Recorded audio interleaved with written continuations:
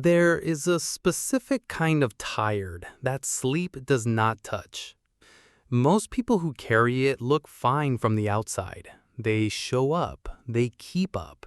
They are reliably present in the way that quietly exhausted, capable people are present, always slightly ahead of what is asked of them, always managing, never quite flagging. And when they say they are tired, there is something in how they say it that is different from ordinary tiredness. Not dramatic, just persistent. Like the tiredness has been there long enough to stop being a complaint and start being a fact. Maybe you know someone like that. Or maybe, in the private space, before the day has asked anything of you, that description is yours. You set the alarm for a reasonable hour. You go to bed without your phone, get your 7 or 8 hours.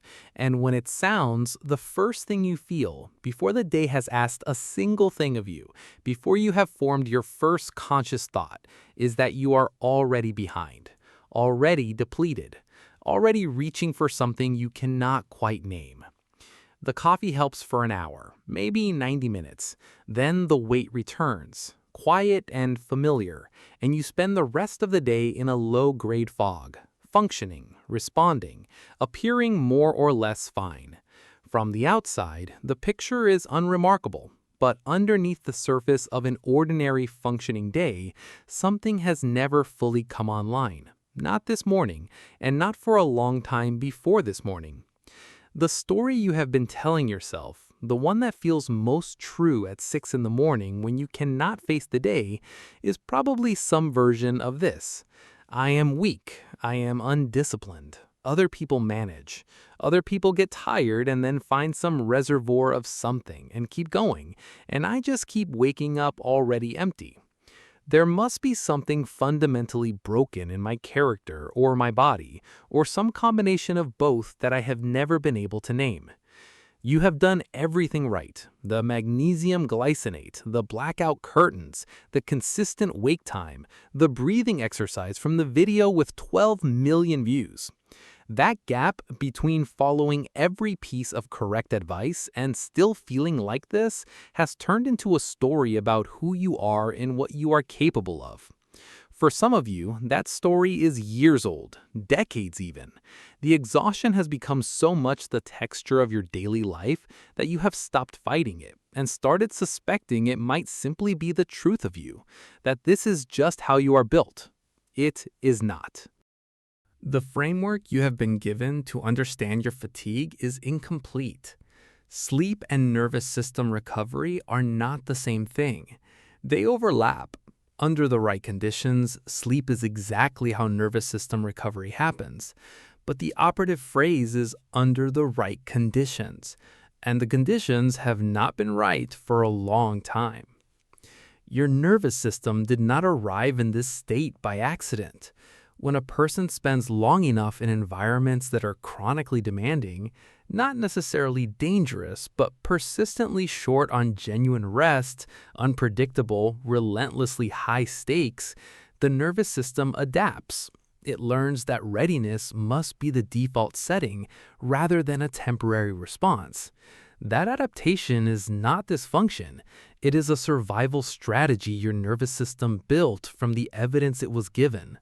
The problem is that a system calibrated for sustained function cannot simultaneously be calibrated for deep recovery.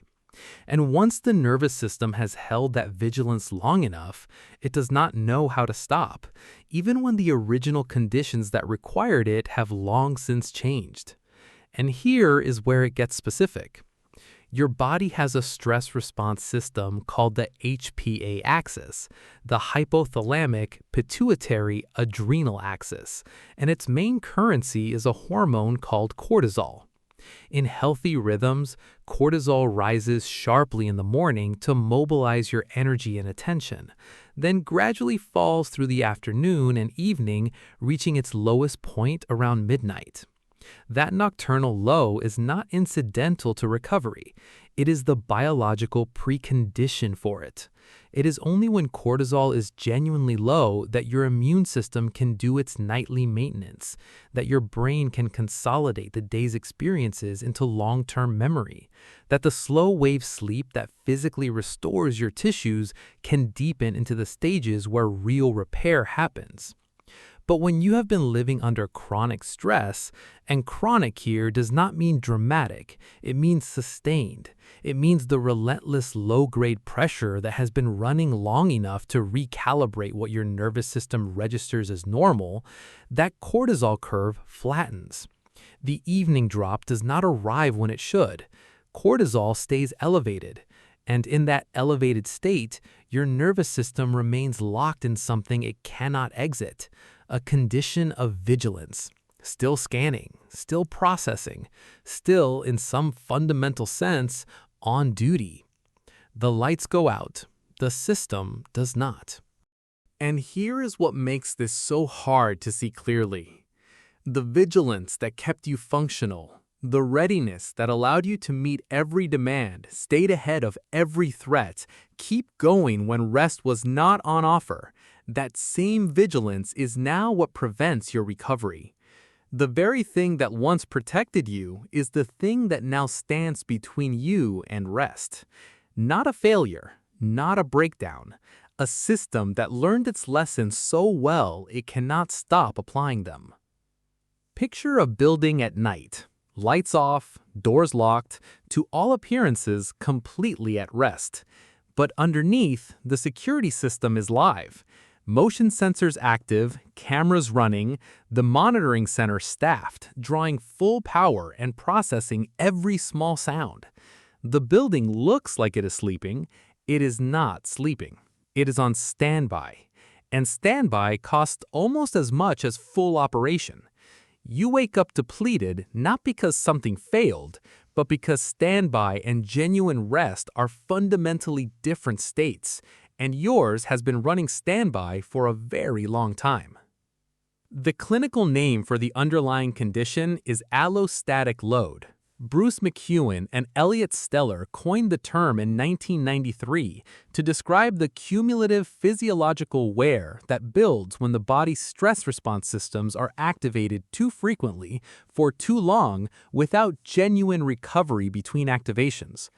Think of it as the mileage on an engine that has never been properly serviced, not from one catastrophic drive, but from years of running just slightly too hard, just slightly past the red line, never allowed to truly idle. The fatigue that greets you every morning is not weakness, it is that cost made visible, and it will not be resolved by a better bedtime routine, because what you are carrying is not a sleep debt, it is a recovery debt, and those are not the same thing. But the cortisol story is only part of what is happening while you sleep. Your nervous system does not stop working when you close your eyes. Through the night, it continues processing the emotional and social information accumulated during your waking hours. The unresolved conversation from earlier in the week. The thing your manager said in that email you cannot quite stop thinking about. The low, persistent vigilance about money or health, or whether you are doing enough, keeping up, being sufficient. These are not thoughts that simply switch off at bedtime. They are active processes, the brain filing, encoding, running its threat assessment routines, and they operate with particular intensity during REM sleep, the stage most closely associated with emotional regulation and memory consolidation. A difficult week does not exhaust you only during the week. It follows you into sleep and continues its work there, invisibly, in the hours you assumed were yours. For those of you with ADHD, there is an additional layer underneath all of that. ADHD is associated with what researchers call delayed sleep phase, a circadian rhythm that runs later than the social world requires. You are often trying to fall asleep before your brain is biologically ready, and trying to wake up before your body has completed what it needed. The result is a low-grade, chronic jet lag that never fully resolves, regardless of how many hours you accumulate. The hours are there, the alignment is not. And then there is masking.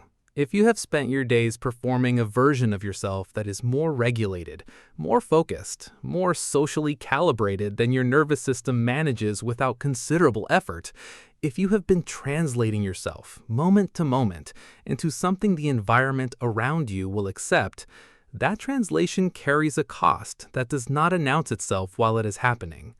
Research published in 2025 confirmed what you may have long suspected from your own body. Chronic masking is physically fatiguing in ways that go far beyond emotional tiredness. Your nervous system is doing continuous labor all day, suppressing, compensating, monitoring, adjusting, and you cannot feel most of it while it is occurring. You only receive the invoice the following morning, when you open your eyes and wonder, again, why you cannot move. Come back for a moment to that specific texture of waking. The alarm sounds, or your eyes open before it does, and you register before a single thought has fully formed that you are already at a deficit, already depleted before the day has made any demands at all. You were not imagining that. You were not exaggerating it. You were reading your body accurately. The recovery your nervous system needed could not happen in the physiological conditions you were operating under. Sleep arrived, safety did not.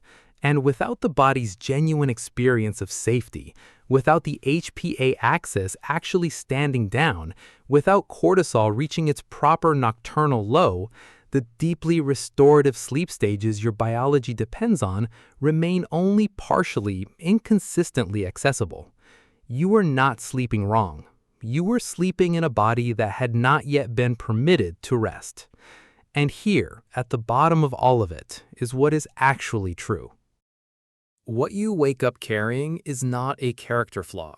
It is not evidence of weakness or failure or something fundamentally broken at the center of you.